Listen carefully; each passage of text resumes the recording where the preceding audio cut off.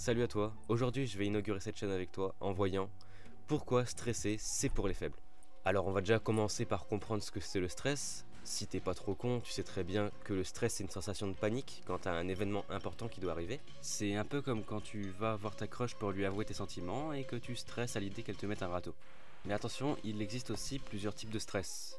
Il y a le stress aigu, c'est une période de stress qui est assez courte. C'est exactement l'exemple que j'ai donné juste avant. Tu vas stresser parce que tu penses que ta crush va te mettre un râteau. Et dans un cas, tu vas aller voir ta crush quand même pour lui avouer. Et là, au moment de lui avouer, tu vas stresser un max. Mais une fois que tu lui auras dit, bah ça va descendre le stress. Et dans le cas contraire, tu vas aller voir ta crush pour lui avouer tes sentiments. Mais au dernier moment, tu vas te dire, bah en fait non, je vais pas lui avouer maintenant. Et du coup, bah tu vas repartir et ton stress va diminuer petit à petit. Mais il y a aussi le stress chronique, qui déjà est plus rare et plus dangereux aussi. C'est tout simplement une période très longue pendant laquelle tu vas stresser et qui est pas forcément très bon pour la santé. Juste avant de te parler des mauvais points du stress sur ton corps, parce qu'il y en a vraiment beaucoup, j'ai envie de te demander à quoi sert le stress aujourd'hui. Au temps des hommes des cavernes, c'était crucial, c'est ce qui les aidait un peu à survivre. Mais aujourd'hui, bah ça sert plus à rien. Alors là, j'en vois déjà plein qui vont me dire Oui, mais si je vais voir ma crush pour lui dire ce que je pense, ça va me mettre un râteau et j'ai pas envie que ça arrive. Ok, t'as raison. T'as raison, on va pas la voir comme ça, elle saura jamais que t'as des sentiments pour elle, et au lieu d'aller la voir et avoir 2% de chance pour qu'elle partage ses sentiments, toi tu vas rien faire et passer de 2% à 0%. Pareil, si ton travail te cause un burn-out, pourquoi rester? Ça peut être compliqué pour toi de changer de travail peut-être? Autant changer de travail et au moins ce nouveau travail-là, s'il te plaît vraiment, ça va être tranquille, tu stresseras pas, il sera bien mieux pour toi. Pourquoi volontairement stresser quand tu peux t'en passer? Alors du coup là on peut voir les points négatifs du stress. Alors pour le stress aigu, il va y avoir des côtés négatifs mais c'est assez tranquille. Alors quand je dis tranquille, c'est par rapport au stress chronique. Parce qu'en réalité il y a quand même des points négatifs qui sont assez graves. Tu peux avoir des difficultés à respirer, tu peux avoir des troubles du sommeil, ou même rester cloué sur les toilettes à cause d'une giga diarrhée. Par contre pour le stress chronique, là c'est un autre level.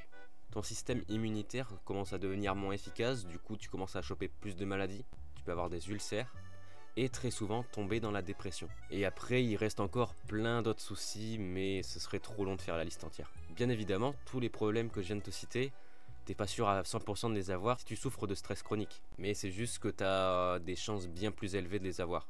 Maintenant, je vais te donner deux exemples de pourquoi tu devrais pas stresser. Déjà, on va commencer avec mon propre exemple.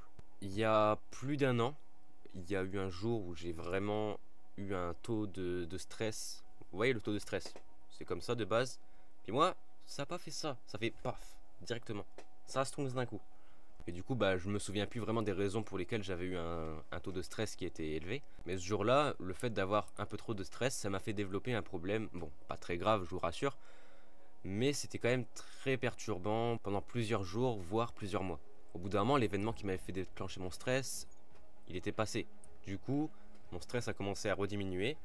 Et avec le temps, j'ai commencé à développer des méthodes, des techniques, pour éviter que le problème me revienne. Mais depuis ce jour-là, depuis que j'ai des événements plutôt stressants qui arrivent, bah ce problème revient. Et c'est assez chiant. Bon, maintenant ça l'est beaucoup moins, parce que comme je te l'ai dit, j'ai réussi à développer des techniques qui font que j'arrive à moins stresser. Mais c'est quand même un peu chiant. Et du coup, pour mon cas, bah, c'était clairement du stress aigu. Du coup, le deuxième exemple, c'est l'exemple d'un ami à moi. Du coup, cet ami, il y a un an ou deux, il a eu une période de stress qui était vraiment très intense. Et le stress, du coup, était tellement intense qu'il s'est transformé au fur et à mesure en stress chronique. Il a donc eu une phase de dépression qui l'a quasiment poussé au suicide. Et du coup, c'est ça que je veux te dire. Le stress, c'est de la merde à partir du moment où ça prend trop d'ampleur. Parce que c'est un cercle vicieux. Plus tu vas être stressé, plus tu vas faire de la merde. Et plus tu vas faire de la merde, plus tu vas être stressé. Et au final, c'est sans fin. J'ai des conseils à te donner pour mieux gérer ton stress. Alors attention, le stress chronique c'est très grave. Je dis pas qu'on peut s'en défaire comme ça du jour au lendemain. D'ailleurs c'est très compliqué de s'en défaire. Du coup je dis pas que du jour au lendemain vous allez claquer des doigts et que paf ça va se calmer. Ce que je veux dire c'est que vous pouvez faire en sorte de stresser moins régulièrement. Pour ça j'ai des conseils à te donner pour gérer ton stress au quotidien.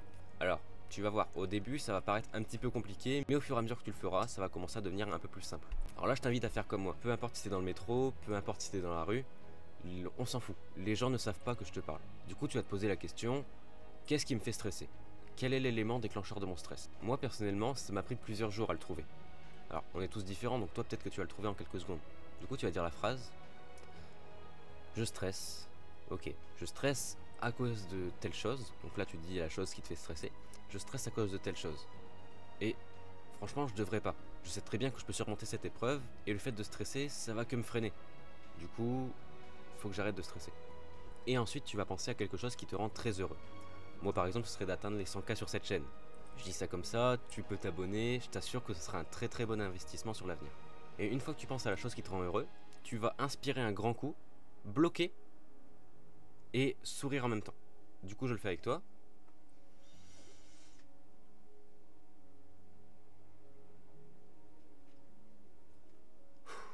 Et après tu souffles. Et je t'assure que le fait d'avoir souri et de penser à la chose qui te rend heureux, ça aura procuré au fond de toi du bonheur, un peu de bonheur. Ça t'aura rendu un petit peu heureux. Alors ça peut paraître un petit peu débile comme ça, mais je t'assure que si tu fais ça plusieurs fois par jour ou que tu fais ça au moins une fois tous les jours, au bout d'un moment tu vas sentir une grande différence en toi et tu vas te sentir quand même plus heureux. En tout cas moi c'est ce qui m'a aidé. Donc bah voilà, c'est plus ou moins tout ce que j'avais à dire. J'espère que ça t'aidera. En tout cas je le rappelle, mais si cette vidéo t'a été utile, tu peux t'abonner, liker et partager. Tu feras partie des premiers abonnés de cette chaîne et ça c'est pas rien. Sur ce, moi je te dis à la prochaine. Bisous.